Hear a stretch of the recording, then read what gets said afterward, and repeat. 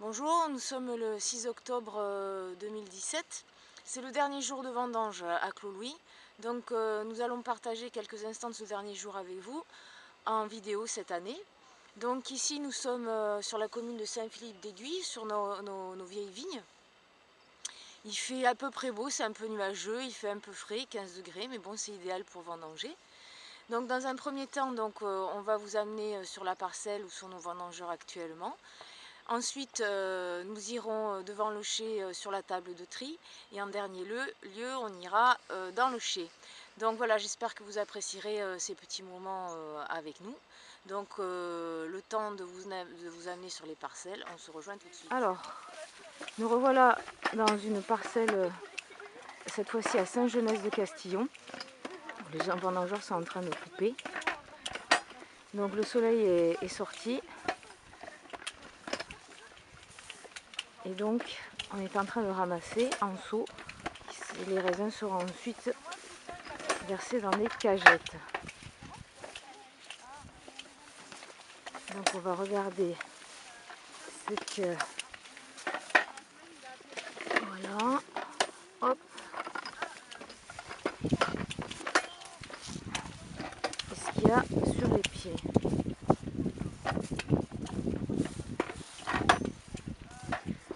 Malgré le gel, on a quand même quelques belles grappes.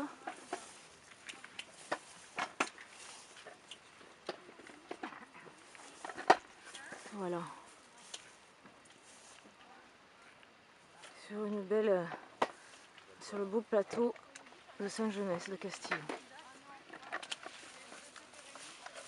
On va aller voir maintenant les cagettes sur le tracteur.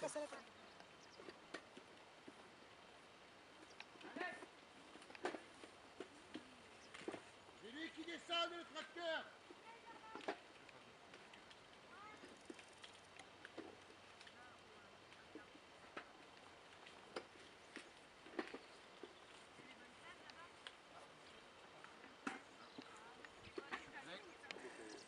Donc voilà en cagette un peu le résultat de ce qui a été ramassé en ce début de matinée.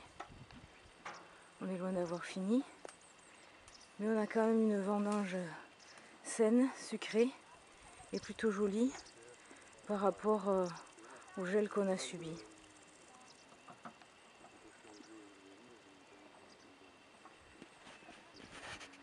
Voilà un aperçu de la parcelle et des vendangeurs.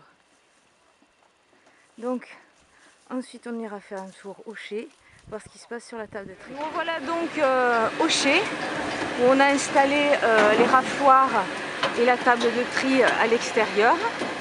Donc les bastes sont vidées au-dessus de les raffoirs pour se débarrasser des rafles. Et ce qui sort en fait, c'est que les grains de raisin, les baies, voilà, qui sont triés par les petites mains pour essayer de ramasser tout ce qu'il y a de meilleur en éliminant tous les petits déchets, tout ce qui est vert, tout ce qui n'est pas très joli. Donc on va s'approcher pour regarder de plus près en fait les baies. Et ensuite ça passe dans une pompe qui va envoyer tout ça dans une petite cuve. Donc petite récolte, mais les baies sont quand même très jolies, petites, saines, assez sucrées.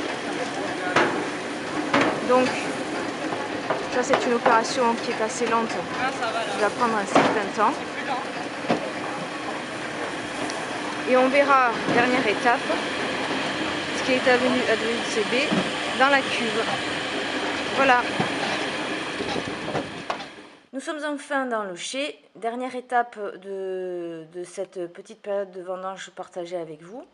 Donc je suis en train de filmer au-dessus de la cuve et cette petite cuve que nous avons remplie en même temps que nous filmions avec vous.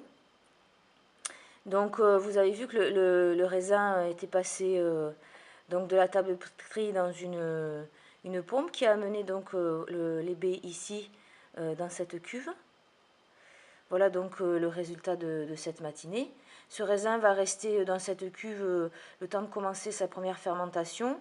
Il y aura un temps de cuvaison en général qui est de 28 à 30 jours. Voilà le résultat.